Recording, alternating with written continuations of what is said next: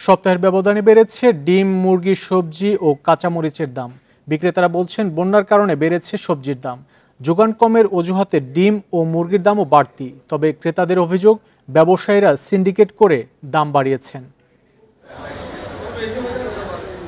যোগান কম থাকার অজুহাতে চট্টগ্রামের বাজারগুলোতে বেড়েছে সবজির দাম। 20 টাকা বেড়ে বেগুনের কেজি উঠেছে 120 টাকায়, 10 টাকা বেড়ে বরবটির কেজি 160 টাকা, আর শশার কেজি উঠেছে 100 টাকা। বাজারে গেলে ওরা বলছে তরকারি সংগ্রহ কম, তার কারণে দাম বেশি। আমাদের বেশি দাম দিয়ে কিনে আনতে হয়, সেই জন্য দামটা আমরা বেশি বিক্রি করতেছি। রাজশাহীতে 10 টাকা বেড়ে পটলের কেজি এখন 40 টাকা, করলার কেজি 80 টাকা। তবে সপ্তাহের ব্যবধানে কেজিতে 100 টাকা বেড়ে 320 টাকা বিক্রি হচ্ছে কাঁচামরিচ। একই পরিস্থিতি বগুড়াতেও। বাজার মনিটরিং যারা কমিটি আছে তাদের এই ব্যাপারে দৃষ্টি দেওয়া উচিত। অন্য কাঁচা তরকারি স্বাভাবিক আছে, কিন্তু কাঁচামরিচ আর বেগুন এগুলা একবারে নিয়ন্ত্রণের বাইরে। অনেক দাম, কিনা সাধারণ মানুষ খাওয়ার কোনো বুদ্ধি নাই। এক আটি লাল শাক এই 1 পোয়া 20 টাকা।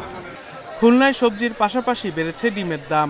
ডজনে 12 টাকা বেড়ে ডিম বিক্রি হচ্ছে 168 টাকায়।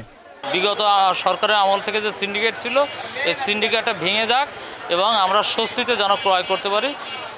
বরিশালে বাড়তি মুরগি ও মাছের দাম। সপ্তাহের ব্যবধানে 10 টাকা বেড়ে ব্রয়লার মুরগির কেজি বিক্রি হচ্ছে 180 টাকায়, সোনালী মুরগির কেজি বিক্রি হচ্ছে 240 টাকায়। এদিকে ইলিশের সরবরাহ বাড়লেও তেমন প্রভাব পড়েনি দামে।